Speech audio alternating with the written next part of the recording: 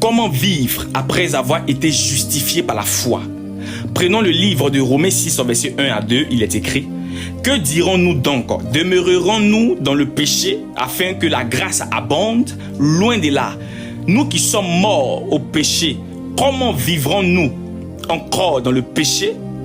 Par ce message, je vais t'emmener à comprendre que ce n'est pas parce que nous vivons sous la couverture de la grâce que nous avons la liberté de pécher. La grâce ne nous donne pas une licence de péché, mais une libération du péché. C'est la raison pour laquelle on passe par le baptême. Et le baptême symbolise que nous sommes morts avec Christ et ressuscités avec lui pour marcher dans une vie nouvelle. De la même manière que Jésus est mort pour nos péchés et est ressuscité, nous aussi, nous vivons désormais pour Dieu.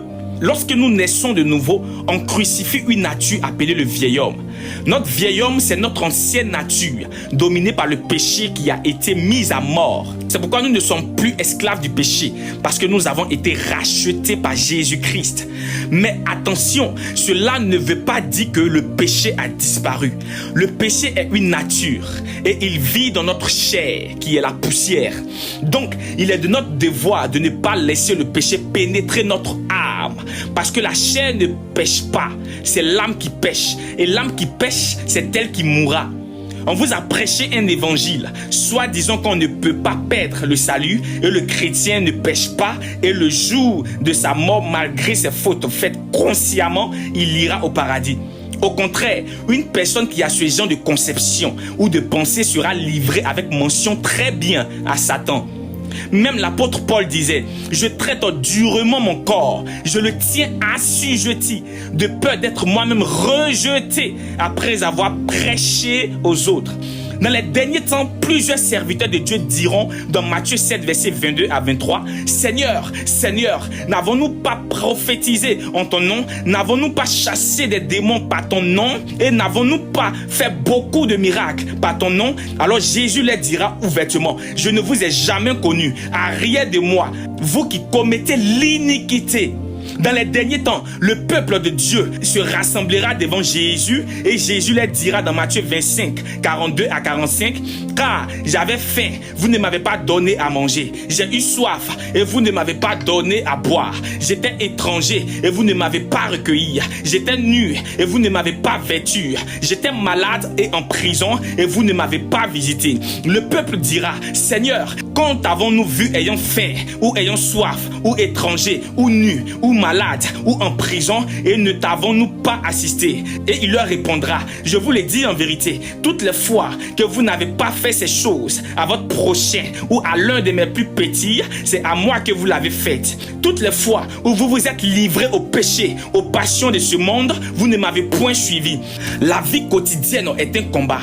Nous ne devons pas livrer notre membre, c'est-à-dire notre corps, notre pensée, notre action comme instrument d'injustice, mais les offrir à Dieu comme instrument de justice. Romains 6, verset 14 nous dit: le péché n'aura point de pouvoir sur vous, car vous êtes non sous la loi, mais sous la grâce.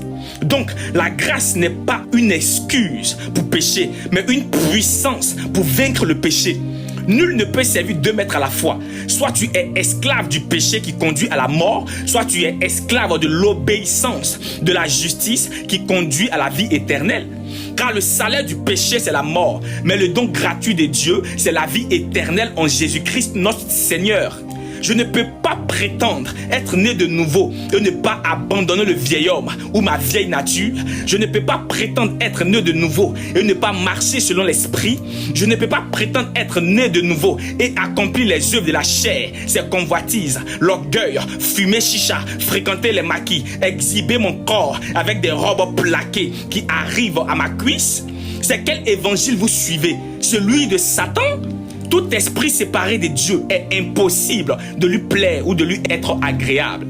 Dépouillez-vous de votre vie passée et de votre vieille nature, de vos péchés mignons, de menteurs, de voleurs, de trompeurs, d'hypocrisie, de tisards, de matériel, de masturbateurs, d'adultères, d'arnaqueurs ou anarqueuses, de patouzes ou d'impudicité. Le vieil homme, c'est le diable. Et tous ceux qui prennent plaisir à ses œuvres sont appelés fils et filles du diable. Jésus dit, j'ai annulé votre ancien casier judiciaire. Vous êtes libres, mais ne revenez plus en prison. C'est pourquoi toutes les fois où il guérissait ou délivrait quelqu'un, il disait, va et ne pêche plus. Mais vous lui dites, laisse-nous ouvrir d'autres casiers judiciaires encore. Nous sommes des porcs et nous sommes habitués à traîner dans la boue. Dieu sait que nous ne pouvons pas être parfaits, mais il veut que nous soyons justes dans notre action et sincères dans notre marche. Vu que ce n'est ni par notre force, il nous a donné le Saint-Esprit pour que nous devenions un avec lui. Un chrétien qui n'a pas une vie de sanctification n'est pas différent d'un païen. Car où est la différence entre tes actions et lui ses actions? Tu fumes, il fume. Tu bois, il boit. Tu mens, il ment. Il fréquente les maquis, tu fréquentes les maquis. Tu exposes tes cuisses, elle expose ses cuisses. Tu portes les mini-jupes, elle porte les mini-jupes. Tu te prostitues en privé, elle se prostitue en public. Tu exhibes tes parties intimes. Avec les collants, elle exhibe ses parties intimes aussi. C'est ça vous appelez être né de nouveau? C'est ça la vie d'une personne rachetée? C'est ça la vie d'une personne transformée? Hypocrite, fille de Jézabel, les escrocs du royaume, les usurpateurs d'identité des vrais fils et filles de Dieu. Un chrétien qui ne rejette pas consciemment les comportements du vieil homme est un païen. Un chrétien qui ne renouvelle pas son intelligence par la parole est un païen. Un chrétien qui ne marche pas selon l'esprit, mais qui marche selon la chair est un païen. Sur la croix, Dieu a condamné le péché dans la chair. Jésus a porté notre condamnation en détruisant la puissance du péché.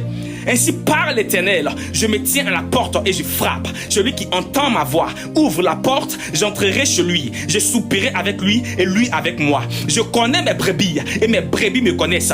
Heureux l'homme qui trouvera son nom inscrit dans le livre de vie. Il entrera au paradis.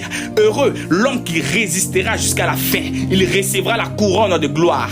Je suis conscient que vous êtes des brebis au milieu des loups. N'est-ce pas moi qui vous ai dit que je ne vous laisserai pas orphelin? C'est pourquoi j'ai envoyé mon esprit pour vous consoler et pour vous conduire dans la vérité tout entière. Ne savez-vous pas que les injustes n'hériteront point le royaume de Dieu?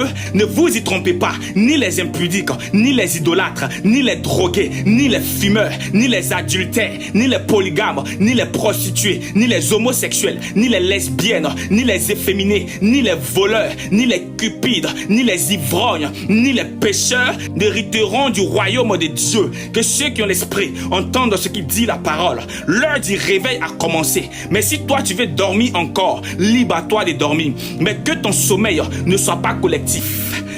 Je ne suis pas venu plaire à quelqu'un parce que la gloire ne m'appartient pas. Je ne suis pas venu pour juger, car seul Jésus-Christ de Nazareth te jugera. Je ne suis pas venu pour que tu crois en moi, mais pour que tu crois en Dieu et créer ton intimité avec le Saint-Esprit. Alors je prie pour toi maintenant. Seigneur, fais de cette personne ce que toi seul tu veux. Je ne suis qu'un simple vase dont tu juges bon d'utiliser. Alors fais de même pour cette personne, afin qu'elle soit un instrument parfait à ton service, au nom de Jésus-Christ de Nazareth. Ne garde pas ce message pour toi seul. Partage avec une âme et sois béni.